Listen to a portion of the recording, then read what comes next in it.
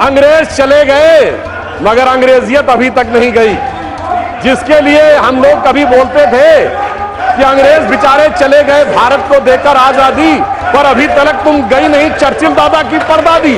यानी अंग्रेज चले गए, अंग्रेजियत नहीं गई।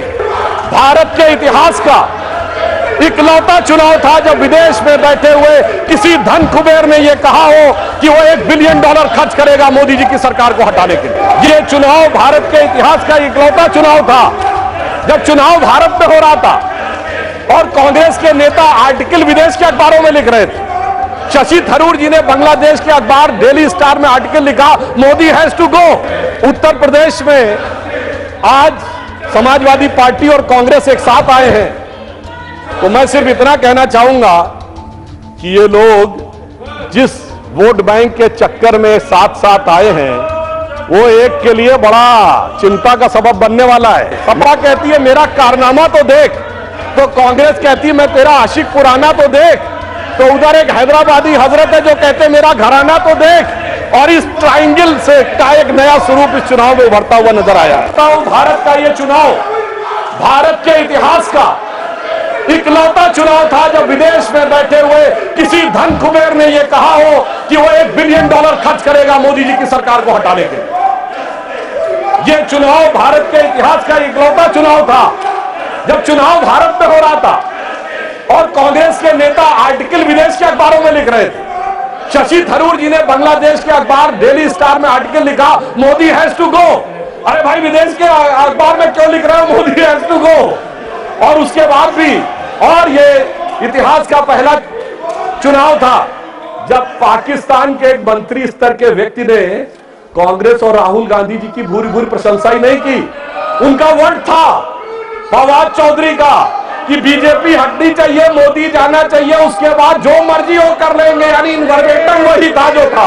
अरे क्यों नहीं आपने बोला कि आप कौन होते हैं हमारे बारे में बोलने वाले? मैं याद दिलाना चाहता हूं जब डॉक्टर मनमोहन सिंह प्रधानमंत्री थे और श्री नरेंद्र मोदी जी मुख्यमंत्री थे और उस समय पाकिस्तान के तत्कालीन प्रधानमंत्री नवाज शरीफ जी ने मनमोहन सिंह जी के बारे में आपत्तिजनक बात बोली थी, तो उस समय नरेंद्र मोदी जी ने दहाड़ कर कहा था कौन होता है पाकिस्तान का व्यक्ति 120 करोड़ देशों के हमारे प्रधानमंत्री के बारे में बोलने वाला। मगर अफसोस आपके मुंह से एक शब्द नहीं निकला। इसलिए मैं कह रहा हूं भारत का ये बदलाव एक बड़ा बदलाव हो रहा है।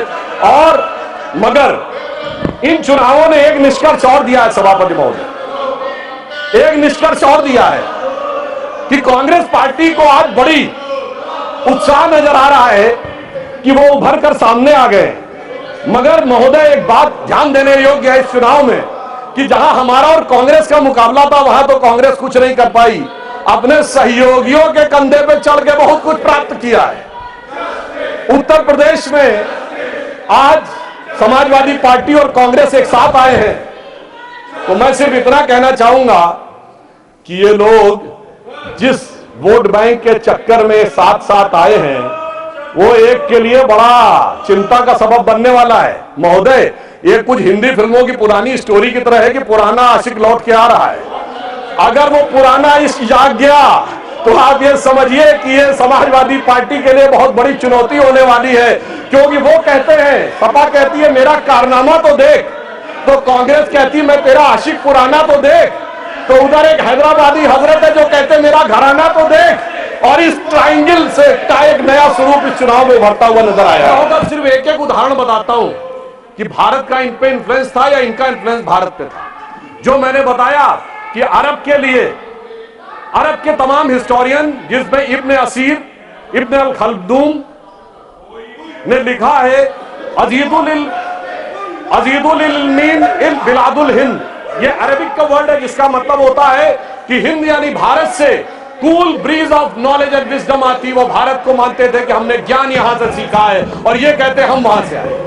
यूरोप वालों के लिए बताना चाहता हूं Sanskrit is the mother of all European language. हमने नहीं कहा, एक यूरोपियन विलियम जोन्स ने कहा जो एक अंग्रेज था और कलकत्ता हाई कोर्ट का जज था। यानी वो कहते हैं कि उन्होंने ज्ञान हमसे सीखा है और ये हमको बताते हैं कि हमने उनसे सीखा है। ये गुलामी की मानसिकता है। और मैं बताना चाहता हूं हमारे विरोधियों को चाइना के बारे में एक फैक्ट है जो शायद हमारे बहुत से लोगों को ना पता हो। चाइना की संस्कृति में भारत का प्राचीन नाम जानते क्या है? मैं सभी सदस्यों को आपके माध्यम से अवगत कराना चाहता हूं। एंशियंट चाइनीज में भारत को कहते हैं टियानजाओ, TIANZHOU।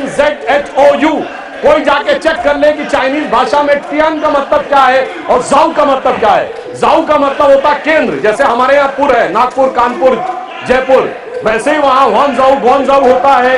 और टियान का मतलब होता स्वर्ग, यानी चाइना मानता था कि India is the centre of haven, और यह कहते हमने चीन से सीखा है। इसलिए मैं कहना चाहता हूं, अंग्रेज चले गए मगर अंग्रेजियत अभी तक नहीं गई।